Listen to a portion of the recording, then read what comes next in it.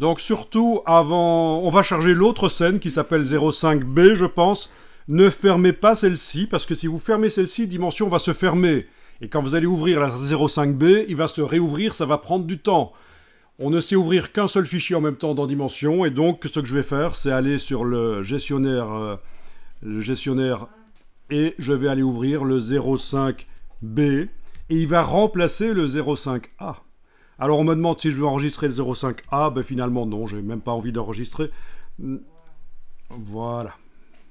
Vous avez compris l'idée, hein, c'est que si vous fermez le fichier, Dimension se ferme, et le fichier suivant, ça va prendre du temps, tandis que là, Dimension n'a pas dû se fermer.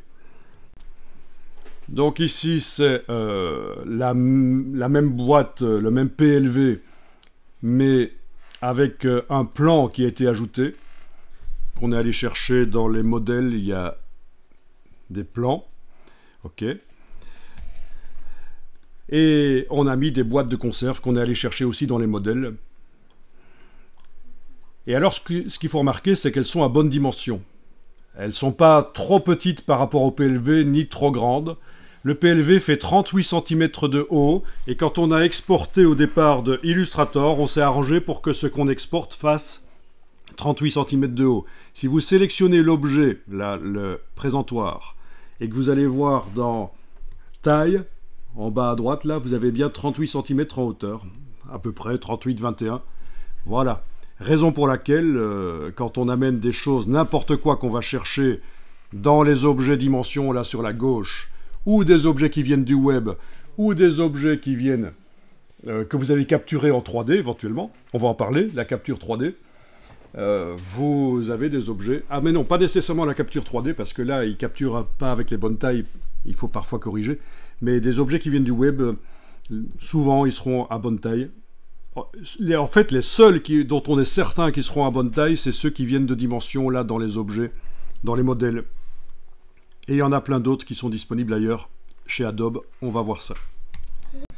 Donc, pour répondre à ta question, est-ce qu'on peut prendre un des objets 3D ici, et l'exporter vers Illustrator? Oui, tout à fait, on peut sélectionner un objet, et alors il y a l'option Fichier, exporter, modèle sélectionné. Ben là, j'en ai qu'un seul qui est sélectionné.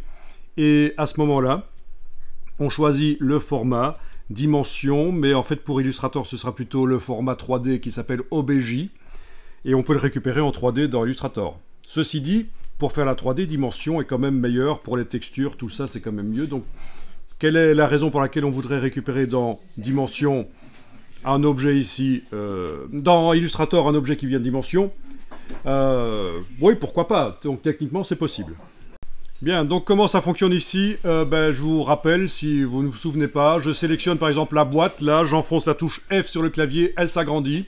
Je veux revenir à la scène globale, je clique à côté, elle n'est plus sélectionnée, j'enfonce la touche F, c'est la scène globale. Je veux voir le sac, je clique sur le sac, touche F, on le voit en grand. Je veux voir la scène globale, je clique à côté, touche F, on voit la scène globale. Donc, pour ceux qui auraient oublié que ça fonctionne comme ça, la touche F, c'est rapide pour arriver à aller voir un élément en particulier. F de focus alors. F de focus, c'est-à-dire... Oui, en effet, t'as peut-être pas tort, que c'est peut-être juste pour le raccourci, ils ont choisi F parce que c'est focus, en effet. Ouais. Bien, je vois que ça réfléchit sec, hein. C'est bien. Alors, vous avez ici le rendu rapide des ombres et éventuellement des reflets. Donc, vous pouvez cliquer et vous avez des ombres qui commencent à se créer. Alors, au début, c'est un peu du bruit, parce que c'est du lancer de rayons. Ça commence toujours comme ça, le lancer de rayons, le ray tracing. Ça commence à faire du bruit, mais après, ça va s'améliorer. Voilà. Mais ça permet de voir les ombres. Mais bien sûr, c'est un rendu rapide. Et quand on tourne et qu'on lâche le bouton à souris, il nous refait rapidement le rendu. Si l'ordinateur est un peu un mulet qui n'arrive pas à s'en sortir, il est trop lent, ça risque d'être un peu pénible. Il ne faut pas laisser ça enclencher. De toute façon, même, moi je ne le trouve pas extrêmement intéressant, mais ça peut avoir son intérêt, on va le voir tout de suite. Vous allez le désenclencher. Désenclenchez-le, voilà. Donc il n'y a plus de ray tracing, donc les ombres ne sont plus réalistes, mais c'est plus rapide.